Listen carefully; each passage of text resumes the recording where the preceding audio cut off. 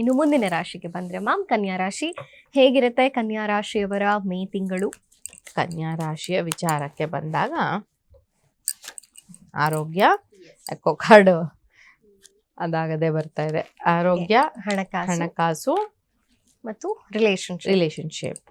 ಆರೋಗ್ಯದ ವಿಚಾರದಲ್ಲಿ ಪಾಸಿಟಿವ್ ಇದೆ. ಸೊ ಪಾಸಿಟಿವ್ ಆಗಿರುತ್ತೆ. ಯಾವುದೇ ಸ್ಟೇಬಲ್ ಆದಂತಹ ಆರೋಗ್ಯ ನಿಮಗೆ ಈ ಸಮಯದಲ್ಲಿ ದೊರೆಯೋದಕ್ಕೆ ಅವಕಾಶ ಇರುತ್ತೆ. ಆದ್ರೆ ಹಣಕಾಸಿನ ವಿಚಾರದಲ್ಲಿ ಕೊಟ್ಟಂತಹ ಹಣ ವಾಪಸ್ ಬರದೇ ಇರುವಂತದ್ದು, ಕಿರಿಕಿರಿಗಳನ್ನ ಉಂಟು ಮಾಡೋದು, ಯಾವುದೇ ರೀತಿಯ ಪಾಸಿಟಿವ್ ಆದಂತಹ ರಿಸಲ್ಟ್ಸ್ ಇಲ್ಲ. ಹೈಕ್ ಬೇಕು ಅಂತವ್ರಿಗೆ ಹೈಕ್ ಸಿಕ್ಕಿರೋದಿಲ್ಲ.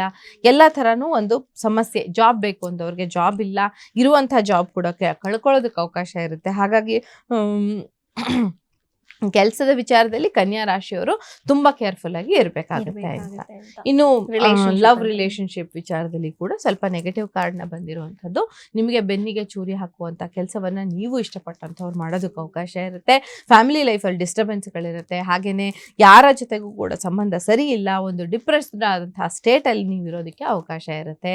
ಸೊ ಈ ಸಮಯದಲ್ಲಿ ಕನ್ಯಾ ರಾಶಿಯವರು ಆರೋಗ್ಯ ಹಾಗೂ ಈ ರಿಲೇಶನ್ಶಿಪ್ ವಿಚಾರದಲ್ಲಿ ಕೇರ್ಫುಲ್ ಆಗಿ ಇರ್ಬೇಕಾಗುತ್ತೆ. ಹಣಕಾಸು ಅಷ್ಟೇನು ಚೆನ್ನಾಗಿ ಬಂದಿಲ್ಲ. ಆರೋಗ್ಯ ಚೆನ್ನಾಗಿದೆ. ಹಣಕಾಸಿನ ವಿಚಾರದಲ್ಲಿ ಸ್ವಲ್ಪ ಕಿರಿಕಿರಿಗಳನ್ನ ಅನುಭವಿಸೋದಕ್ಕೆ ಅವಕಾಶ. ರಿಲೇಶನ್ಶಿಪ್ ಅಲ್ಲಿ ಕೂಡ ಎಚ್ಚರಿಕೆ. ರಿಲೇಶನ್ಶಿಪ್ ಅಲ್ಲಿ ಮೇಜರ್ ಇಶ್ಯೂಸ್ ಬರೋದಕ್ಕೆ ಅವಕಾಶ ಇರುತ್ತೆ. ಮೋಸ ಹೋಗೋದು ಇಂಥ ಸಮಯದಲ್ಲಿ. ಒಟ್ಟಾರೆ ಅಷ್ಟೊಂದು ಕನ್ಯಾ ರಾಶಿಯವರಿಗೆ ಫೇವರೇಬಲ್ ಆಗಿಲ್ಲ.